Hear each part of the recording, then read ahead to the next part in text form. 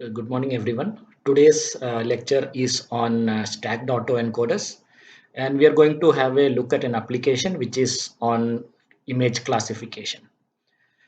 So the code is in front of you, and you can see in the beginning that a stacked autoencoder will have multiple encoders, and these multiple encoders will help you compress the data a lot more than what would have been possible with a single autoencoder. So that is why you use this kind of stacked autoencoders. The application that we are going to see today is classification, and what purpose autoencoder part or the encoder part of the autoencoder will serve is to compress the features that are present in the input images. So you can see here in the top figure itself, the input is 784, which is basically the same MNIST data set, which has got 28 cross 28 size images. And that is why the input to the network is 28 into 28, which is 784. And as you can see, the first encoder will be designed such that it has got 50 neurons in the hidden layer, and this will reduce the dimensionality of this input data set to 50. That means you input a 784 cross 5000 input. That means 5000 images of size 784, and the output of the encoder, the first encoder, will be 50 cross 5000, which means that your dimensionality has now reduced from 784 cross 5000 to 50 cross 5000. So the number of features has taken a very huge compression, and you have got very compressed amount of data which you have to deal with now. The second encoder will further compress this feature set into 20, which means that the input to the second autoencoder will be the encoded features from the first encoder, which means it will be 50 into 5000, and the second encoder will compress it further so that the output that you get will be 20 cross 5000. So your training set or your encoded vector has now been compressed to 20 cross 5000 from 784 cross 5000. Please remember, 5000 is the number of images that I have, and each image is of size 784, which is 28 cross 28. So 28 into 28 is 784. So because the input to the network can be in sequence, so it will not take any 2D inputs. So we are using a kind of a stretching it out, and we get 784 cross 1 as the input to the image. Like that, you have 5000 images, so you get 784 cross 5000 as the input training data. And after the first encoder, the data has now been compressed to 50 cross 5000. After the second auto encoder, the data is now compressed to 20 cross 5000, and it is this 20 cross 5000 data set which is given to the softmax layer, which then tries to classify the handwritten digits from 0 to 9. That is why you have 10 outputs: 0, 1, 2, 3, 4, 5, 6, 7, 8, and 9. So you have 10 outputs there. So this is the process that is going to happen here. We are going to see step by step how that is actually being done. So you can see the first step is to load the data set. What we are doing is that we are directly loading the MNIST data set, which is built into MATLAB, just by using this command, digit train cell array dataset. So the input is automatically drawn into the workspace, and the training data as well as the labels corresponding to the labels is already there. You can see the labels are already one hot encoded. The training data will be the images. Similarly, you have testing data and testing data labels available to you. That also is being loaded just by using the single command. And as we have already discussed, the images are all scaled in the range 0 to 1. MATLAB works very well because it kind of understands that you have scaled it by dividing it by 255. So if you want to view the images, IM show of that particular cell object, it will directly give you the output without you having to convert it back into pixel values from 0 to 255. So let's do the, once the dataset is loaded, we'll go into the second step, which is to first define what should be the number of neurons in the hidden layer. We are actually using 50. So this is the level to which the compression will happen. If you remember in the theory, we have seen that the output of the hidden neurons is the compressed version of the data. So if you have 50 neurons in the hidden layer, the output will be 50 cross n, where n is the number of samples you have in the data set. So now we have 784 pixels as the input, or 784 values for each image as the input. The output will just be 50. So if you have one input image, the input to the first autoencoder will be 784 cross 1, and the output of the hidden layer of this autoencoder will be 50 cross 1. So from 784, you have compressed the data to 50 elements. So you will see what we are doing is, at the first step, we are training the autoencoder, and we are using the number of hidden neurons as 50. I'm running it to a maximum apex of 10, and then I am just using the little weight regularization, sparsity regularization, and sparsity proportions, which we have already studied what they are. You can choose any small values, and you can just simply run this segment. What you will get is the output of the network. If you want to view how the weights look like, this is how they look like. Please remember that due to computational limitations on my system, I have used very small number of hidden neurons and a very less number of epochs.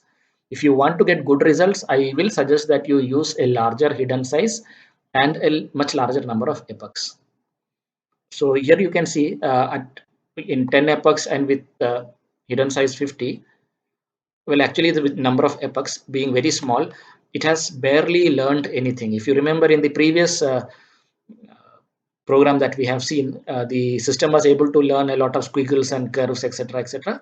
But this is number of epochs is very small, so that's what you're not able to see very good representation of the aspects of data here. So if you want better results, maybe you can run for more number of epochs. I will be handing out the code to you anyway. So please increase the number of hidden neurons, and please increase the number of epochs in order to get better results. Because these weights are not properly learned, I am expecting the final classification accuracy also to be slightly on the lower side. Let's see how it actually goes. So once the features are extracted, once your features are encoded, what I do here is MATLAB has got a built-in function for autoencoders, which is called encode.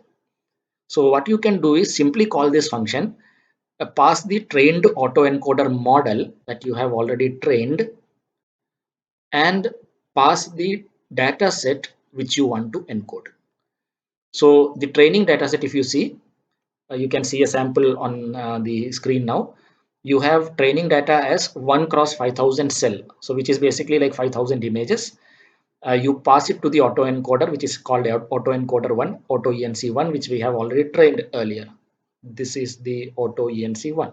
We have already trained this. So once that training data is passed to AutoENC1, the resultant will be the feature set. So now you can see the feature set that is visible to you is 50 cross 5000. The training data, which is a sequence of cells which had 5000 cells, each cell had a 28 cross 28 image, which means that each cell was 784 pixels or 784 dimensions big. So 784 cross 1 was the each cell, and that has now been compressed to 50 cross 5000. So 784 cross 5000 data set has now become 50 cross 5000. This is the compression that is happening. So the features extracted are going into feat1. You can see it on the workspace command also. Feat1 is 50 cross 5000. Next, what I will do is I will add one more autoencoder in series. So it's like stacking one autoencoder on top of the other one. What I'm doing here is I am defining another autoencoder with an even smaller number of neurons in the hidden layer.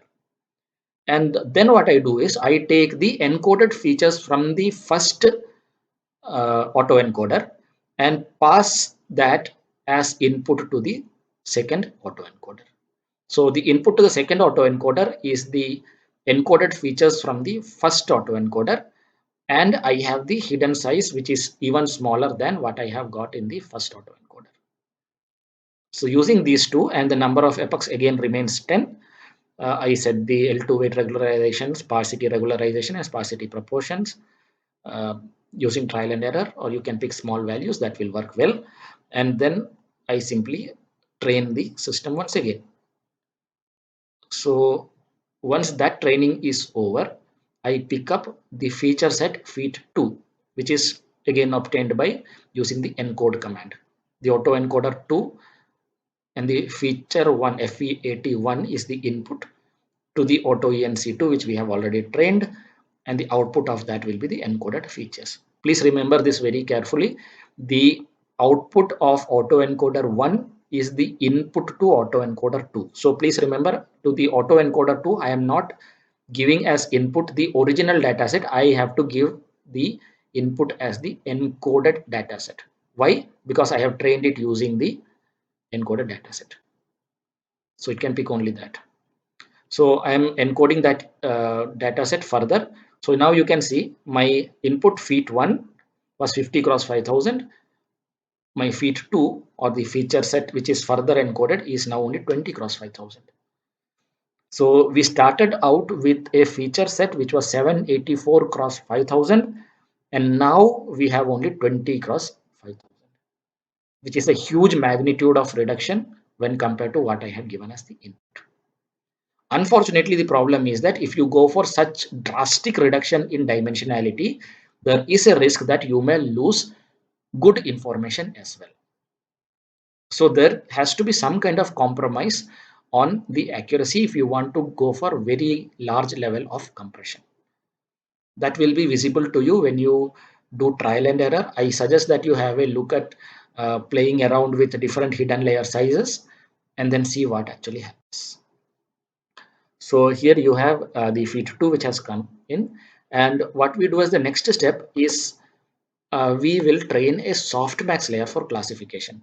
By default, autoencoders cannot do classification. If you remember, for an autoencoder, input equals to output.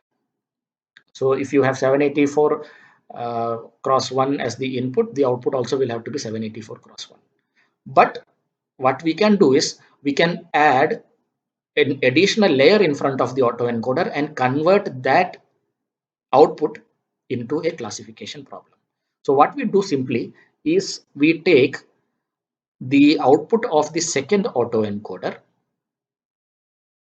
which is the features which are compressed 20 cross 5000, the compressed features, and use that to train a softmax layer. So by training a softmax layer, we have converted the output of a second autoencoder to understand what those training labels are. So you can see the training labels are the inputs, second input. So the compressed features are the input, and training labels are the output labels that you are going to assign to it. And softnet is the trained softmax layer. And you can stack all of them one by one. You can use the stack command to stack them one by one. So autoencoder 1, autoencoder 2, and softnet are stacked in sequence. So the input to autoencoder 1 is, if you see, is 784 cross 1.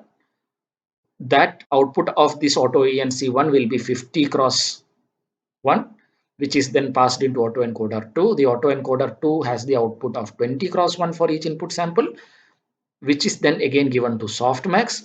Softmax will directly give you a classifier output between 0 and 9. And you can see view stacked net. If you want to view the stacked net, just give view stacked net. The network or the stacked network will simply look like this. First autoencoder, second autoencoder, and softmax layer. So if you can see, the input is 28 cross 28, which is 784. It passes through a 50 hidden neurons to get a 50 dimensional 50 cross 1 output. This goes into autoencoder. The autoencoder 2 gives you 20 cross 1 output. This goes into a softmax layer, which actually classifies the input into any value from 0 to 9. So 10 dimensional output is what you get.